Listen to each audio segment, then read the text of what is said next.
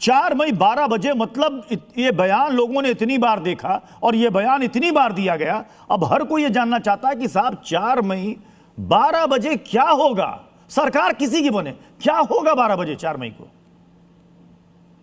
देखिए सर, मैं शुरू से अपने भाषणों में भी बोलता हूं और आपके चैनल के माध्यम से ही मैंने हमेशा कहा है कि आरएसएस के दो फूल, बीजेपी और तृणमूल, ये जिस तरह से ये लोग दिखा रहे हैं ना यहाँ पे सर, ये बस ऐसे ही ये लोग जनता के सामने भी दिखा रहे हैं और पूरा का पूरा top to bottom, from prime minister to chief minister, एकदम टॉप टू बॉटम ये लोग सेटिंग की राजनीति चला रहे हैं पश्चिम बंगाल में और बेवकूफ बनाने की काम कर रहे हैं ये लोग। आप देखिए, अभी देखिए प्रदीप भंडारी जी को देखिए, सोफिया जी को देखिए, कितना दर्द होने लगा। 4 मई 12 बजे के बाद, 4 मई 12 बजे के बाद भारतीय जनता पार्टी, और भारतीय जनता पार्टी तो 7 जन्म में भी सरकार नहीं बना सकती। 4 मई 12 ऐसे ही 2014 में बोला गया था और जनता ने 2014 में घमंड को चूर चूर करा था। इतना घमंड मत रखो, ऐसे घमंडियों का जब चूर चूर होता है ना, दानिश भाई से ज्यादा चुनाव आते हैं। दानिश भाई आपका तो खाता भी खुलना शुरू नहीं हुआ। दानिश भाई, आप बोलते बोलते रुक गए। आपने कहा कि पहले कहा बीजेपी, आपने कहा नहीं बीजेपी तो सरकार नहीं बनाएगी, तो आप क्या मान रहे हैं टीएमसी सरकार बना रही है? क्योंकि आप तो सरकार बनाने की स्थिति में हो नहीं।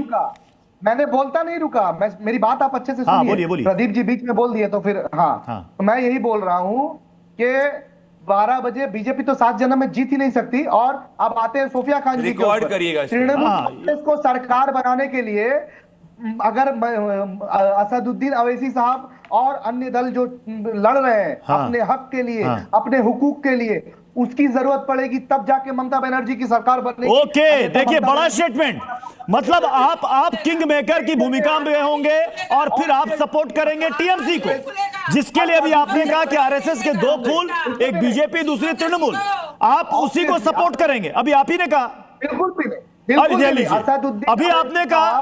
अभी आपने कहा कि उनकी जरूरत पड़ेगी टीएमसी को सरकार बनाने के लिए। अत्युष जी आपने भी कहा कि किंग मेकर का रोल अदा करेंगे एमआईएम, मतलब आप किंग मेकर की भूमिका में होंगे। पिछली बार कितना वोट आया था? देखिए, उम्मीद रखनी चाहिए, अच्छी बात है। कैंडिडेट कितने उतरे, कितना वोट आया? पश्चिम बंगाल के जनता पर भरोसा है, पहले आवाम पर भरोसा है सर। चलिए, ये कॉन्फिडेंस नहीं, ठीक है, कॉन्फिडेंस होना चाहिए। आपने कहा किंग मेकर की भूमिका में होंगे। हमारे साथ अजीत शुक्ला जी, सेफोलॉजिस्ट हैं, जुड़ चुके हैं। अजीत शुक्ला जी, क्या बंगाल में आपको लग रहा है कि अभी तक तो जितने भी ओपिनियन पोल्स हैं, हमारा भी ओपिनियन पोल कह रहा है कि बीजेपी को एज है, वो सरकार बनाने जा रही है। हालांकि टीएमसी की सीटें भी बहुत ज्यादा पीछे नहीं है, लेकिन क्या ये किंग मेकर की भूमिका में कोई पार्टी आ सकती है क्या? वहां नहीं, कांग्रेस, लेफ्ट या इधर वे जाएगा। किंग मेकर की भूमिका तो कुछ नहीं होगी, या तो बीजेपी एब्सोल्यूट मेजॉरिटी पाएगी या टीएमसी एब्सोल्यूट मेजॉरिटी पाएगी। जो रिसेंट हिस्टोरिकल डेटा है वेस्ट बंगाल का, वो सपोर्ट करता है टीएमसी को, लेकिन बीजेपी का जो रिसेंट हिस्टोरिकल डेटा है इलेक्शन दर इलेक्शन, वो बीजेपी को सपोर्ट करता है। आप देखिए हरियाणा में जो है, वो कोई नहीं कह रहा था कि भारतीय जनता पार्टी जीत रही है, लेकिन भारतीय जनता पार्टी जीत गई।